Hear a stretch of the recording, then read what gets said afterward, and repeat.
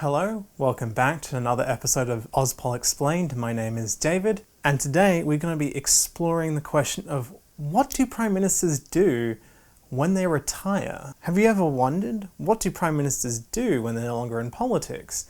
It's not like they can just get a job, right? Like, imagine walking into a store, asking to see the manager, and it's John Howard. That'd be like super weird. So today we're going to explore just that. So what do? The answer? Write a memoir usually.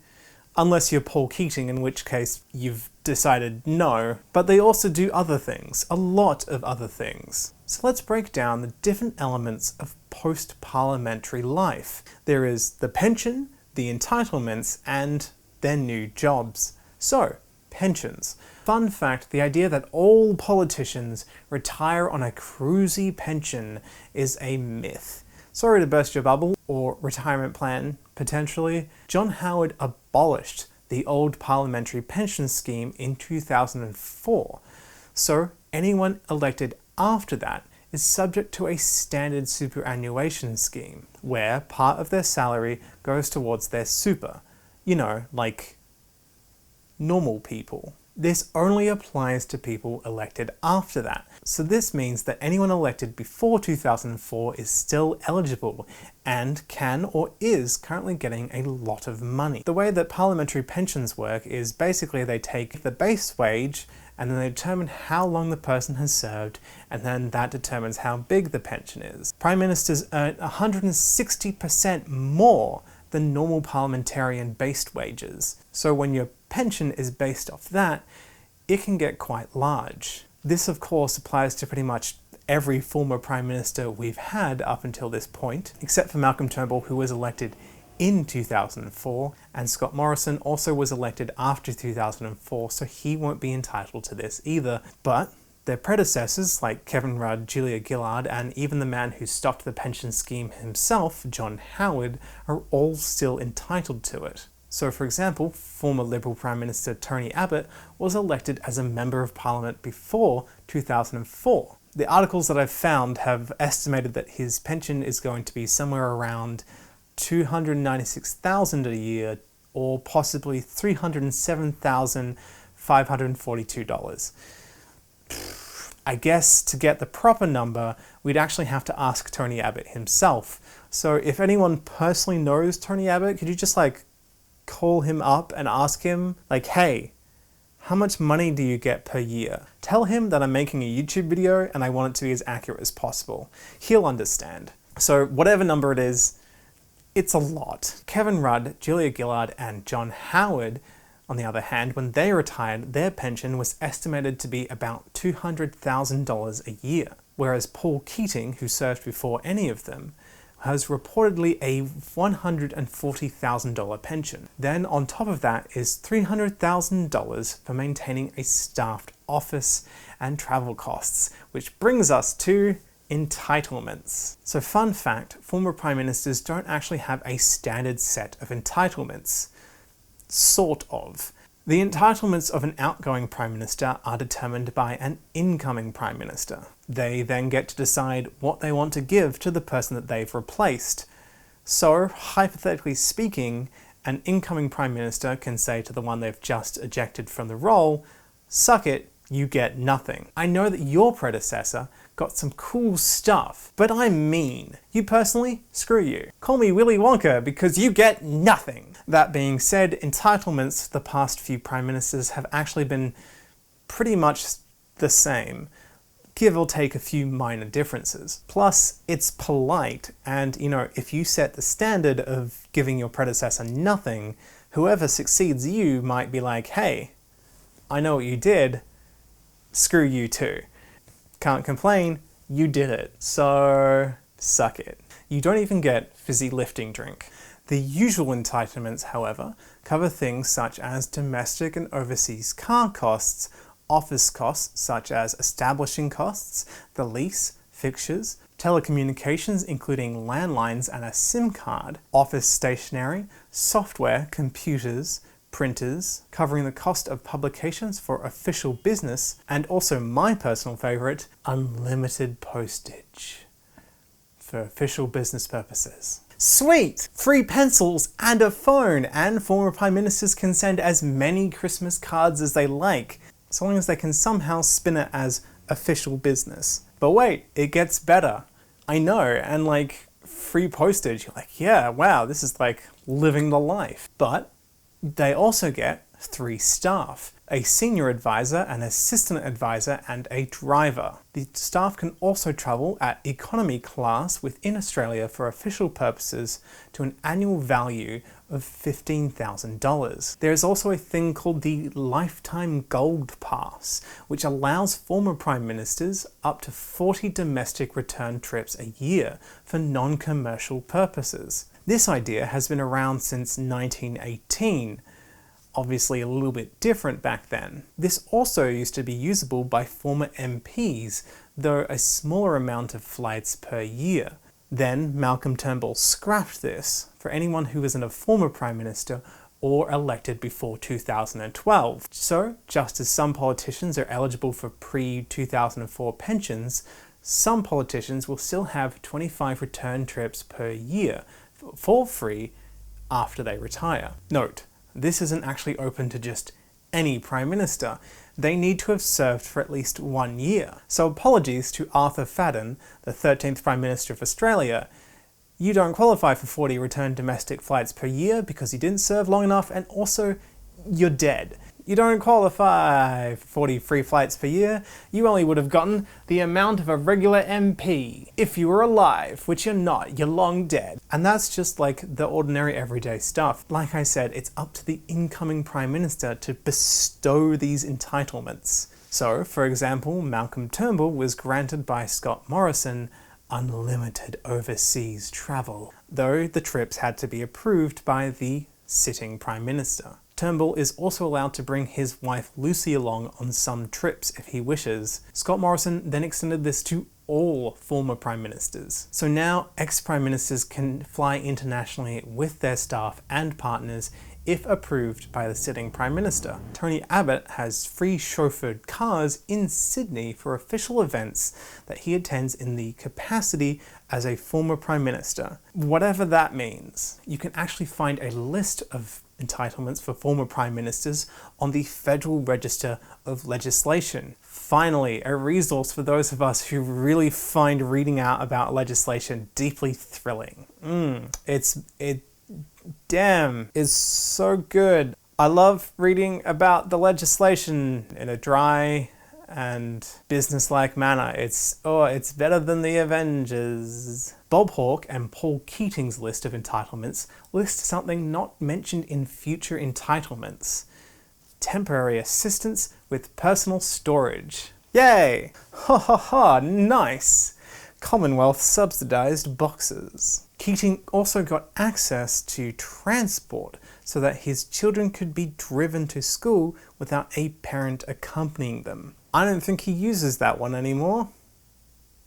I hope he doesn't use that one anymore. Keating also got close protection by the Australian Federal Police at his home for 6 months after his term ended, whereas John Howard got security for home and his office.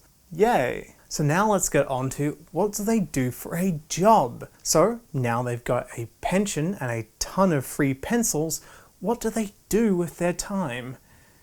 They talk, of course, duh. That's what I would do if I had ever been important enough for people to pay attention to me and anything I said for the rest of my life. I could come out of the woodworks at any point and be like, hey, guess who has opinions? Me! This guy. Listen! But what I actually mean by they talk, of course, is that they are professional public speakers for events and conferences. Did you know that you could get paid just to talk? You know, besides being a newsreader or a radio host or a podcaster or a YouTuber, linked to my Patreon in the description. Julia Gillard has spent her post-Prime Minister years flying around the world, attending and speaking at events on gender and leadership. She once hosted a Q&A with Hillary Clinton and Rihanna. She signed up to the Harry Walker Agency, a speaker and lecture agency. It represents motivational and keynote speakers. She now gives around 40 talks a year. Some industry pundits estimate that she gets $40,000 per speech. Let's just do some quick math in my head, and that's $1.6 million a year, according to estimates. So probably not that. She also is the chair of Beyond Blue, a mental health organization. She's a senior fellow with the Center for Universal Education at the Brookings Institute in the US. She's also a patron for the Campaign for Female Education and is chair of the Global Partnership for Education. Are you sensing a bit of a theme? Basically, she tries to help people around the world have access to education. Kevin Rudd also has been flying around the world giving speeches. Much like Julia Gillard's focus on institutions that focus on education, Kevin Rudd, who speaks Mandarin by the way, focuses on institutions that revolve around Chinese relations. In 2014, the year after he retired, he was named a senior fellow with the John F. Kennedy School of Government at Harvard. You know, of Harvard University. There he completed a major research effort into the future of China and United States relations. Later that year, he became a distinguished fellow at a think tank at the University of Chicago, the Paulson Institute, which focuses on China-US relations. Also a pattern. He is the inaugural president of the Asia Society Policy Institute and is the chair of Sanitation and Water for All, which, you know, what it does is basically in the name. It just keeps going. He is also a member of the Berggruen Institute's 21st Century Council, a think tank that develops ideas to shape political and social institutions. John Howard, also a professional speaker. He, in 2008, signed up to the Washington Speakers Bureau. It's basically an agent to help him get professional public speaking appearances at conferences. He is now part of the international talking circuit. Damn, I wish I was part of that. I want money to talk. He goes around speaking about politics and economics.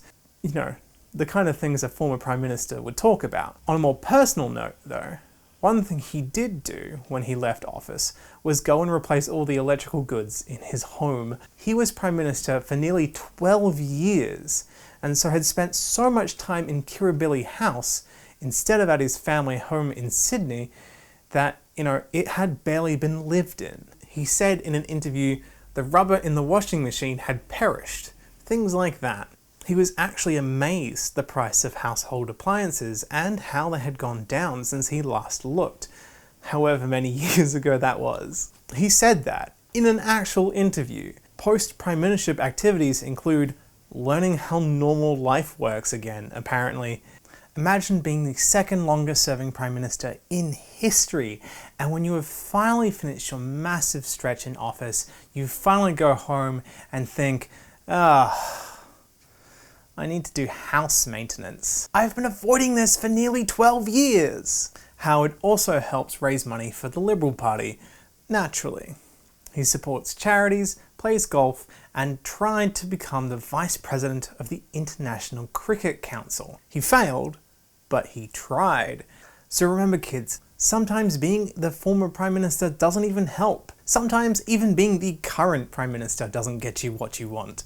So, it's cool, just remember that. Just keep trying or do something else. John Howard also wrote a book about Robert Menzies, the longest serving Prime Minister in Australia. Plot twist. He wrote a biography about a different Prime Minister. That's slightly different. And then also one about himself. Politicians almost always have had careers before they become politicians, and a common one is just lawyer.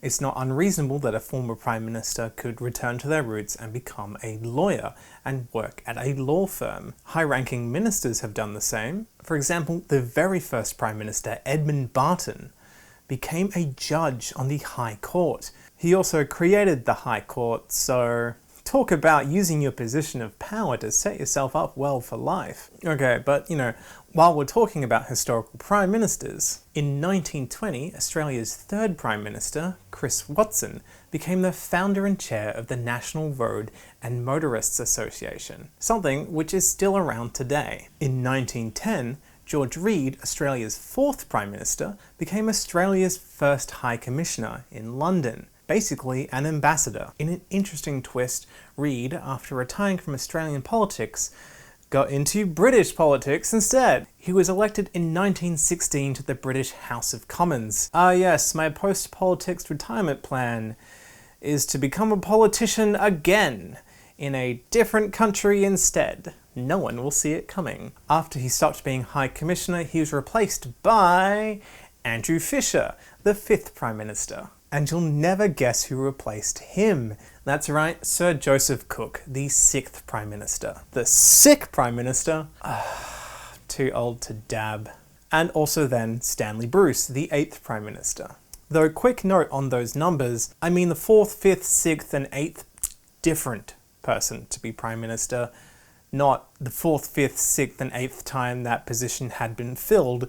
It's a little confusing, but I'll get back to that in a moment. So currently the position of High Commissioner tends to go to other ex-politicians, but hey, it could happen again.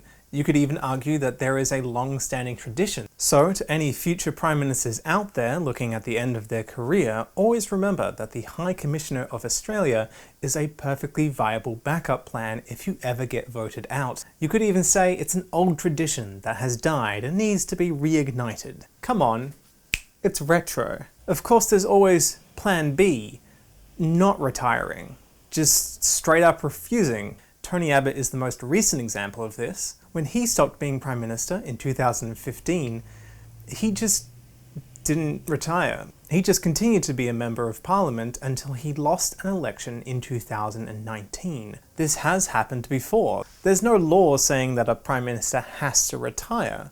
Sir Robert Menzies was Prime Minister twice on separate occasions.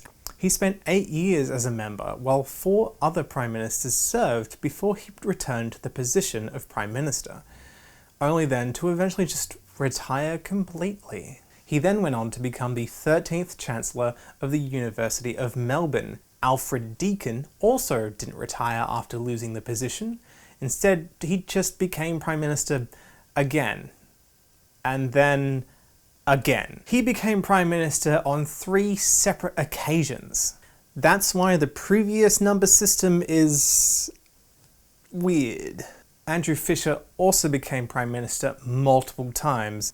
He was the 5th different person to become Prime Minister, but he came to the position 6th in history, and then again in the 8th and then the 10th. The numbering of Australian Prime Ministers is weird. It's like, oh cool, you're the 10th, I guess. Something like, what, it depends on this. Tony Abbott hasn't had much time post-Parliament. It was suggested that he could become the Australian ambassador to the United States once former Treasurer Joe Hockey's term has expired in 2020, but then Scott Morrison suggested former Senator Arthur Sinodinos for the role. So we'll just have to wait and see what Tony Abbott does. So again, if you know Tony Abbott personally, please just call him up and be like, hey, David really wants to know. He's making all these YouTube videos and he doesn't know what you're doing with your life. Call him, tell him, let me know.